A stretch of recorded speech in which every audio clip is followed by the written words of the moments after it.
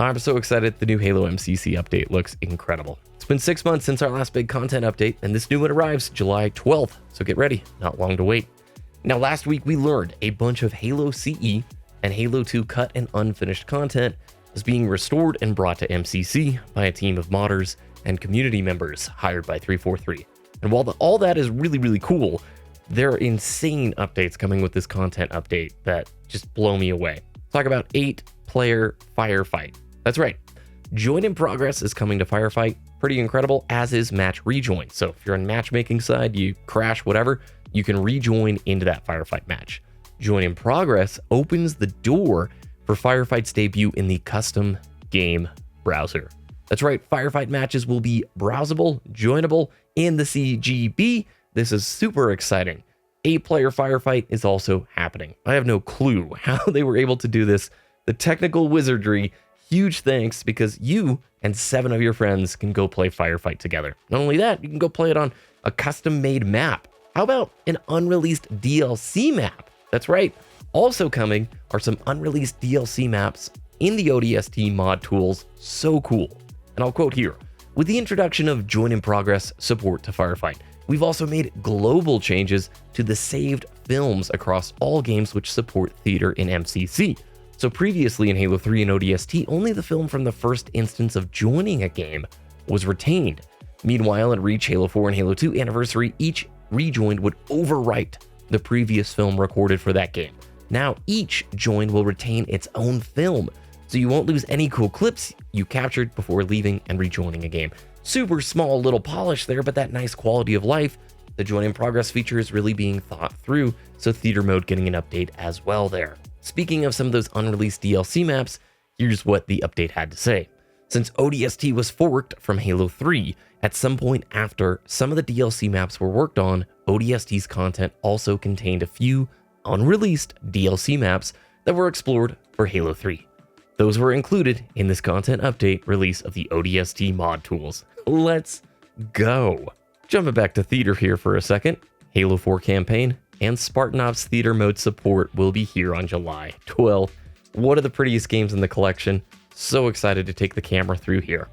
Custom mappings for your controller are also arriving, plus a button map scheme reminiscent of Halo Infinite, with the hopes of making it as easy as possible for new players to cross over into the MCC universe. Plus, Halo 3 is getting Escalation Slayer, which is basically gun game, but it is much more than just that, and I quote here from the article. Unlike its Megalo predecessors, Halo 3's Escalation Slayer is a full multiplayer engine of its own, standing alongside Halo 3's legacy multiplayer engines. This allowed us to create an experience which is both more polished and much more customizable. The core experience is comparable to that of its existing MCC counterparts with a few additions. So first, Halo 3 Escalation Slayer has better HUD support for conveying the progress to the next tier, the contents of the next tier, and events like players being downgraded. Like in Halo 2 Anniversary, some tiers contain dual wielding. Some tiers include support weapons such as the missile pod and machine gun turret. Each tier includes a spike grenade which can be used for downgrading opponents, and the final tier is the golf club. In the default Team Escalation Slayer variant, all members of a team are synced to the same tier, and the team must collectively earn 3 kills to progress to the next.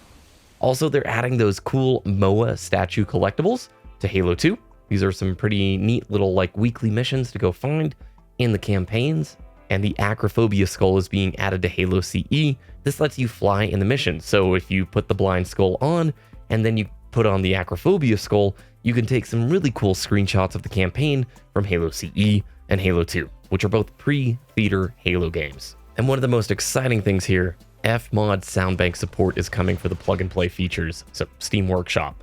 If you don't understand what this means, with certain games and certain mods, you actually have to replace files in the Halo MCC directory on PC in order to have sound files playing correctly. Everything else with Steam Workshop is pretty much as you'd expect. You click subscribe, it downloads. This is a big deal because there are plenty of mods that use custom sounds that will no longer require you to replace the files in your actual folder. You press subscribe to the item on the Steam Workshop, it downloads. This is going to be a huge win for some of those bigger, more complex mods that utilize sound banks. Oh, and get this, 3 additional Halo Online maps can be restored through mods. Lockout, Reactor, and Skybridge are coming. Plus, there is a bunch of unreleased maps that will be included, and I quote here, they hope to see some pioneering people out there put the essence of these maps through more rigorous playtesting and upload them to the Steam Workshop. This is insane. This is so cool, man. There's going to be so many ways to play Halo MCC with your friends. If you're bored of Infinite, come check out MCC. I literally booted it up last night, first time in a month and a half, and I fell in love with the game again. It is so much fun to just jump back into.